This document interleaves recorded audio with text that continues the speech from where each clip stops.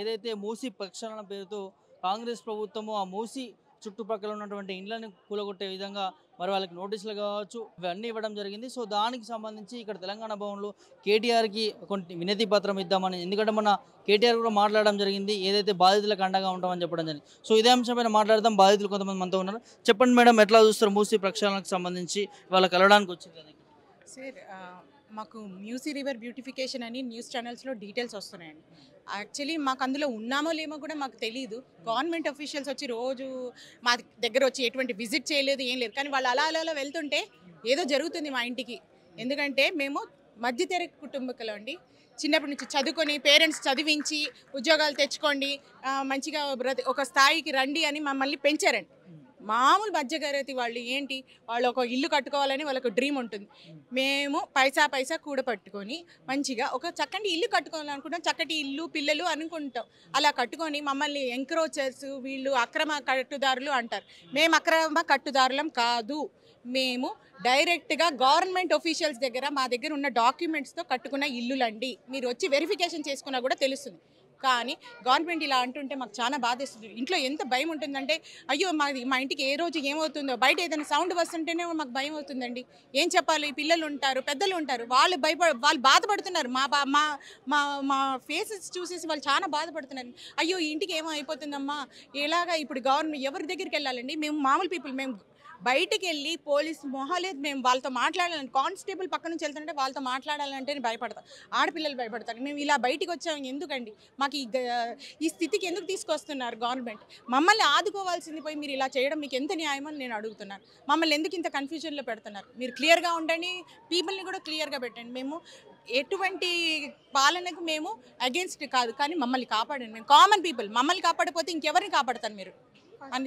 అక్రమానికి పాల్పడినట్టు వాళ్ళే కూల్చుతామని చెప్తా ఉన్నారు. టీవీలో చెప్తున్నారు కండి, ప్రతిరోజు మీరు న్యూస్ చెప్తున్నారు. కానీ మమ్మల్ని వచ్చి ఎవరు వచ్చి ఏమి అడిగింది లేదు, ఎవరు మా గురించి వివరాలు తెలుసుకుంది లేదు. కానీ మమ్మల్ని మీరు అలా టీవీలో చెప్పడం వల్ల మాది ఏమవుతుందండి?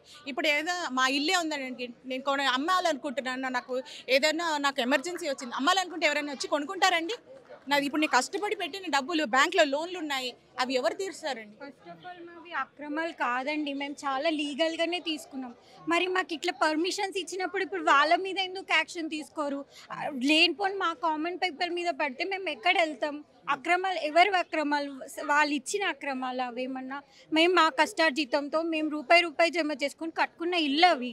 ఇప్పుడు వచ్చి మీరు ఇట్లా కాదు, మీరు ఇట్లా వెళ్ళండి, ఇట్లా చేయండి అంటే ఎలా అవుతుంది? ఎక్కడికి వెళ్తారు? పిల్లల ఎడ్యుకేషన్ ఏమవుతుంది?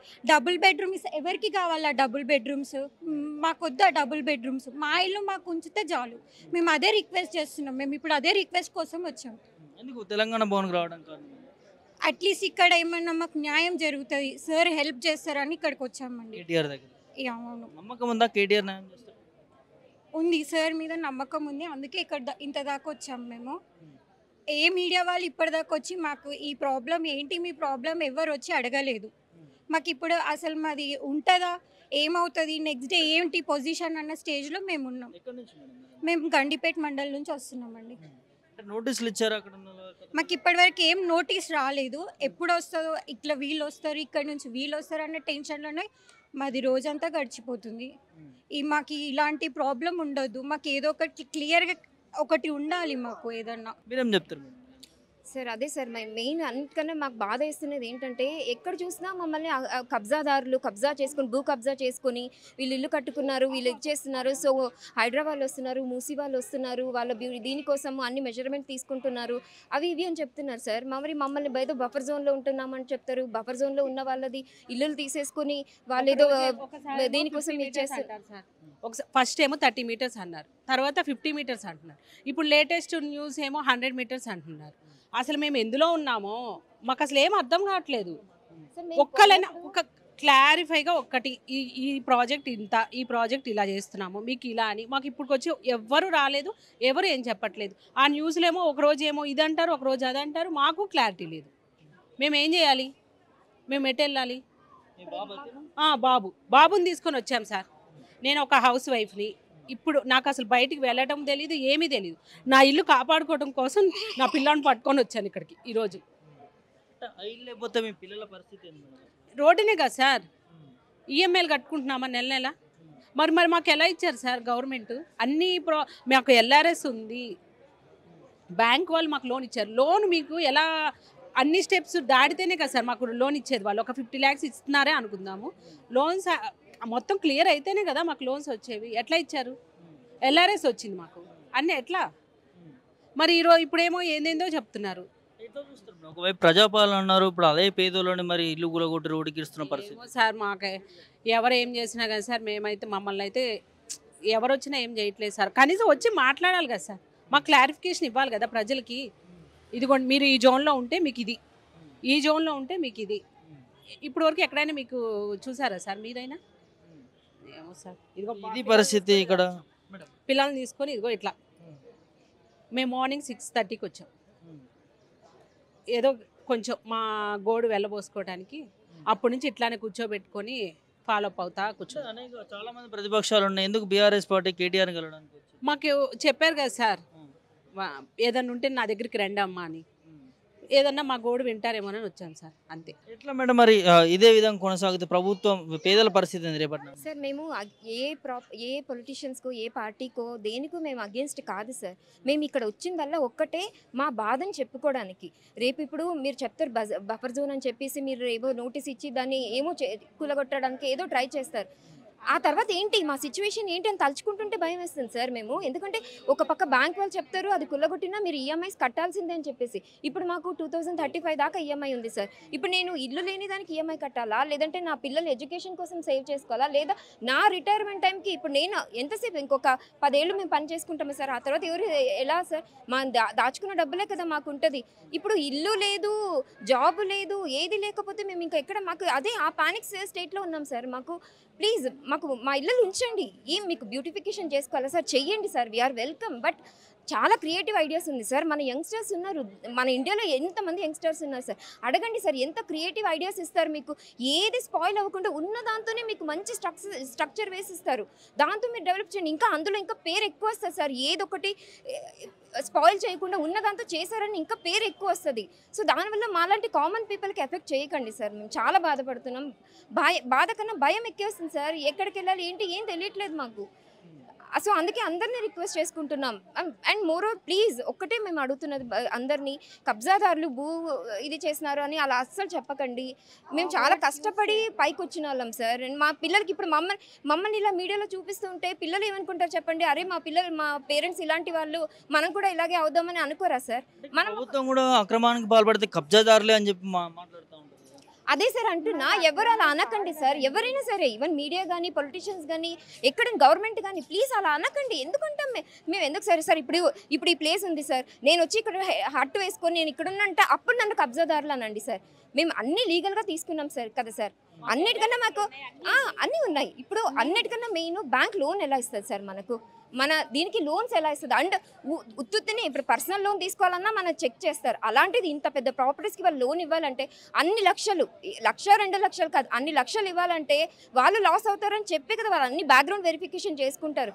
అన్ని చేసి మరి మనకి ఇచ్చేసారు. మరి ఇప్పుడు ఇంకొక థ్రెట్, మాకు ఇంకొక భయం ఏమేస్తుందంటే ఇన్ కేసు అలా అయినా సరే బ్యాంక్ వాళ్ళు మా మీద రివర్స్గా ఇచ్చేస్తున్నారంట. అంటే మీరు మాకు చీట్ చేసి ఇల్లీగల్ కన్స్ట్రక్షన్ చూపించి మమ్మల్ని మీరు బ్యాంక్ని మోసం చేశారని చెప్పి.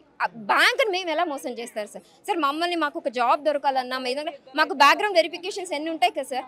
ఒక పాస్పోర్ట్ తీసుకోవాలంటే ఎన్ని మాకు బ్యాక్గ్రౌండ్ వెరిఫికేషన్స్ ఉంటాయి. అలాంటి వెరిఫికేషన్లు ఎలా దొరుకుతాయి? మాకు ఏమైనా దొరుకుతాయా? అలాంటిది మమ్మల్ని మేము ఎలా సార్ బుక్ అబ్జర్వ్ చేస్తాము? మేము ఎలా సార్ దాన్ని ఆక్యుపై చేసుకుంటాం? లీగల్గా వెళ్ళినప్పుడే కదా. అండ్ మోరోవర్ ఇక్కడ చూడండి సార్, ఇక్కడ ఉన్న 90% అందరు ఎడ్యుకేటెడ్స్ వెల్ సెటిల్డ్ సార్. కష్టపడి, అది కూడా మా పేరెంట్స్ కష్టపడిందో మేము కొద్దిగా దాన్ని కూడబెట్టుకుని దాన్ని డెవలప్ చేసుకున్న వాళ్ళమే. కానీ ఈ మాట అసలు యాక్సెప్ట్ చేసుకోండి. Please stop saying that. కబ్జాదారులు అని చెప్పడం స్టార్ట్ చేయండి. ఇంకా అట్లీస్ట్ సపోర్ట్ చేయండి. ఇలా వీళ్ళు బాధపడుతున్నారు అర్థం చేసుకోండి అని సపోర్ట్ చేయండి. బట్ డోంట్ సే దట్ కబ్జాదారులు, భూ కబ్జాలు, భూ మింగేస్తున్నారు సార్. ప్లీజ్ మీరు ఆ మాట అనకూడదు సార్. మేము భూ కబ్జాదారులమని, అక్రమ కట్టుదారులని అలా అంటే కూడా మేము హైకోర్టుకి వెళ్తామండి. మీరు ఆ మాట అనకూడదు. మేము చదువుకున్న వాళ్ళం, నాగరికులమండి. మమ్మల్ని ఆ మాట అంటే కూడా మేము హైకోర్టుకి వెళ్ళి మేము మీ మీద పిటిషన్ వేస్తామండి. ఇలాంటి అంటున్నారు అనేసి లీగల్గా కూడా మేము కూడా వెళ్తామండి. గవర్నమెంట్ ఇలా మమ్మల్ని అంటుంది అనేసి ప్రతి ఒక్క మీడియా కానీ ఎవరైనా అవతలి పర్సన్ కూడా మమ్మల్ని ఇలాంటి వర్డ్స్ యూస్ చేయొద్దని అందరినీ రిక్వెస్ట్ చేస్తున్నాం. నార్మల్ కామన్ పీపుల్ మీరు ఎలా కట్టుకుంటున్నారో మేము అలాగే కట్టుకున్నాం.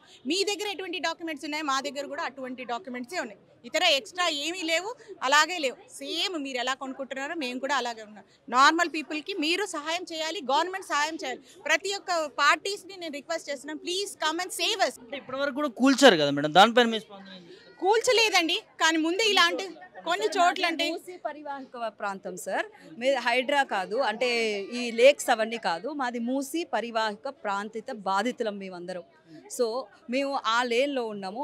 ఫస్ట్ మేము గవర్నమెంట్ ఏదైనా కామన్ పీపుల్కి ప్రాబ్లం వస్తే గవర్నమెంట్ వాళ్ళ దగ్గరికి వెళ్ళి మేము చెప్పుకుంటాం సార్, మాకు ఇలాంటి ప్రాబ్లం ఉంది అని. గవర్నమెంటే మాకు ప్రాబ్లం అయితే మేము ఎవరి దగ్గరికి వెళ్ళాలి సార్?